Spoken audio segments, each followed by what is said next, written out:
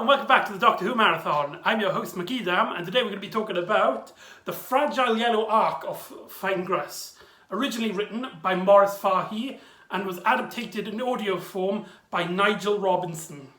Now today we're going to be talking about a Lost Story story. The Big Finished Lost Story range is a series of audios which they took scripts that were going to be produced for TV and then turned them into audio form. Personally, this is my favourite range because I like preserving history.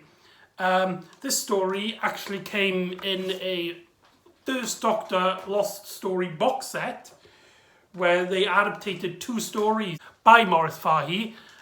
This box set here, now it contains two stories. I only listened to the second story because for some reason the second story takes place before the first story. I don't know. So there's this, and I've also made myself a DVD cover. Well, I got the design from somebody from DeviantArt. So that's really cool, if anyone's interested in that. So, something a bit unusual about this script. You see, it was written for season 1, however, it only contains one episode, which is very unusual for classic Doctor Who. This was because when Maurice Fahey was writing the story, the idea of the standard length for Doctor Who wasn't a thing yet. So when he wrote it, he actually wrote it as just a one-part story. And also as well, there's something the story is very unusual because it doesn't feel like a story. It feels like just a part of a story, which we see at the end of it. It's very bizarre. But let me get back into the story. So the Fragile Yellow Ark of Fengress, that is just one long title, really, really hard to pronounce. I do apologise if I mix it up later on. Has our companion crew at an end of an adventure we don't actually see. And they're saying goodbye to the citizens of the planet Fengress. And Barbara has really befriended one of them, who I can't remember the name of, but he really wants Barbara to stay, and he starts panicking a little bit. And he says that he loves her. And then we cut to the Doctor, acting very unusual in this story. Now, he lets two of them actually in the TARDIS, which Ian even points out is very unusual, and he gives them a demonstration on how the TARDIS works. These are some of my favourite scenes in this story. He talks about like different elements of the TARDIS and stuff. Some of them I don't think were used in the show yet, but would go later on down the line. You may have to fact check that. But I'm sure I've heard some of the few words getting mentioned here being in later Doctor Who stories. But I just thought that was really cool. And he talks about like how fast the TARDIS can go and how each button, how it works and stuff. I thought it was really cool. The Doctor's here because he wants to let them in because they actually helped him make a device which will hopefully let them travel the TARDIS better and get Ian and Barbara back to 1963. So that was very cool, and you see a lot of tension later on in the story because of this. As they're waiting in the TARDIS, Susan is actually talking to another two citizens of the Fengress planet, but they're talking about Barbara and the girl's brother, who's the one who's talking to Barbara, and they really insist that Barbara should stay, and Susan's just like, why is it so determined? And they explain their philosophy of love. This bit is, in my opinion, absolutely hilarious. So what happens is, sorry, I'm laughing just thinking about it. These people, I don't think their species are named, they have two stages of their life. It's like humans have, we have three stages. We have childhood, maturity, and old age. They have what they call the thin purple arc and the fragile yellow arc. That's where we get the title from. And in the purple arc, it's just basically being a kid. And then what they do is they find somebody they love, and then they go into what they call the fragile yellow arc stage, and they're with that person for life. And they think that their brother has found his yellow arc with Barbara. Okay, so good so far. Okay, so let's get into this. Okay, in their philosophy is that if like your loved one had passed away or they don't love you back, you must then kill yourself. Not even a joke. It's depressing. What the hell? And Susan starts panicking and is like, goes back. And then it cuts to Barbara and that guy, and he explains that he loves her. You've got to stay. This place is a utopia. Now, I love these scenes. Barbara is talking about how their planet is basically a utopia. They've basically got everything down to a T. And she says that she really hate Earth because she explains that London, sometimes it's really nice and then sometimes it can be dirty and muddy and filthy. But she loves her planet Earth and she really wants to get back. And it makes me remember that they are basically, they're forcefully being travelled with the Doctor because they can't get home. And I like that I like how Barbara has a lot of, it's not really a story arc, but it's more like a character reveal. Yeah, she has a big character reveal here where you see a lot of her mindset and what she goes through.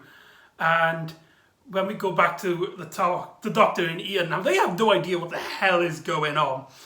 And Ian is just like, what the hell? Why is the Doctor being so nice to these people? He wouldn't let anybody in the TARDIS before, but now he just loves letting these people in. This is probably a good time to mention that in this story, William Russell and Carole Ann Ford are the only people acting. And what they do is, in this one, is that they swap the role of the Doctor between them two. This story is basically like an audio book. It's them reading out and the narration changes between each of them. And they do a great job. I personally prefer Carole Ann Ford's version of the first Doctor than William Russell. But that's just my opinion, and I just thought I'd have to get that out there. So the Doctor explains that no matter even if they told him everything about the TARDIS, they couldn't build one anyway because they don't have certain materials to build a time machine. Even Ian is like, that's a bit silly. And I love Ian's attitude. He seems very reluctant to anything in this story. So Ian and the two people that the Doctor let in go outside the TARDIS and they have a little chat about Barbara and if she would like to stay. And Ian's just like, no. I mean, this is a bit ridiculous. And they're like, she has to stay because of the guy. And he's like, why? And then they like, because he loves her. And he's like, wow, it's a bit dramatic. And he's like, what the hell? I mean, she likes him, but she doesn't love him. So what the hell's that all about? And then Barbara leaves that guy and goes to into the TARDIS. And then later on, Susan comes in screaming, shouting. It's like, no, Barbara has to stay. And she runs in the TARDIS, and Ian's just like, what the hell is going on? Nobody explains to him what is actually happening. Neither to the Doctor. They're just Ian and the Doctor's attitude in this story. They're just like, what the hell? I have no idea what's going on. I just love it. So they all go in the TARDIS, and these people are then are like knocking on the door, and they're like, come on, Barbara's got to stay. And Barbara is slightly confused because she doesn't actually know what's going on. She kind of gets the idea that this guy loves her, but she doesn't know why everyone is so determined onto why they love, why everything and all that. She asks the Doctor, can you let the door open? And the Doctor's like, okay. And he presses a button and you hear the noise of the TARDIS. You know the TARDIS. And Susan's screaming, it's like, no! Oh, and it's just like, what the hell?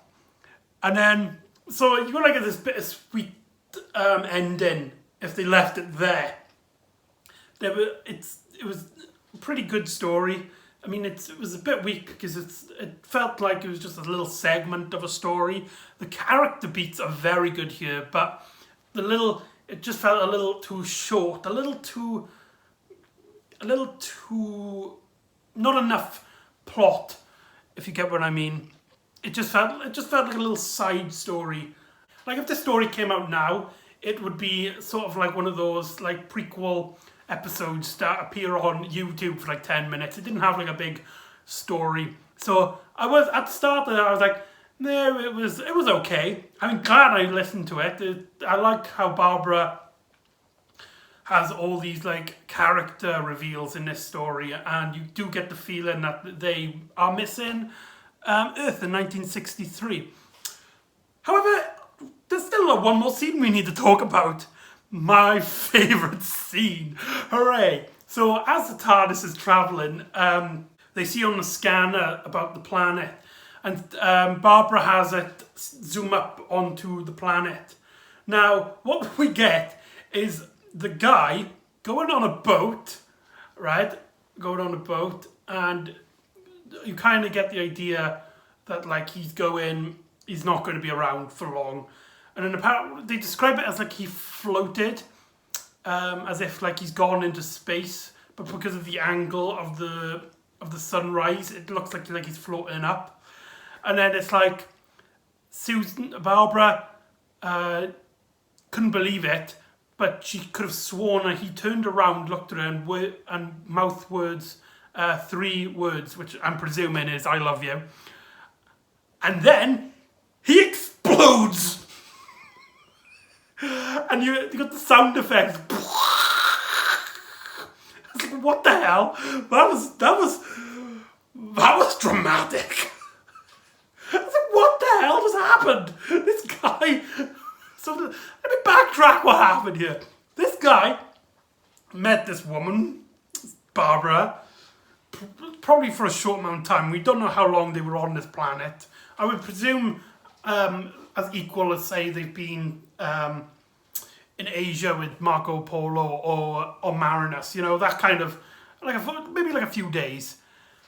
And he gets rejected by this woman, so in their culture, he goes on a boat and explodes to death.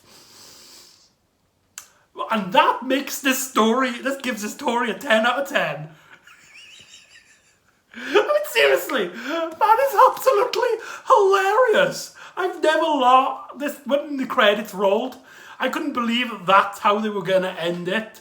This story is absolutely hilarious. I mean, what the hell?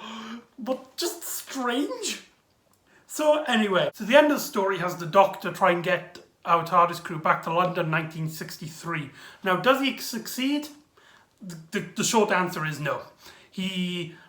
Or at least not to 1963 anyway. What do I mean? Well, we're going to have to wait until the next episode. The Aztecs. I'll see you next time on the Doctor Who Marathon.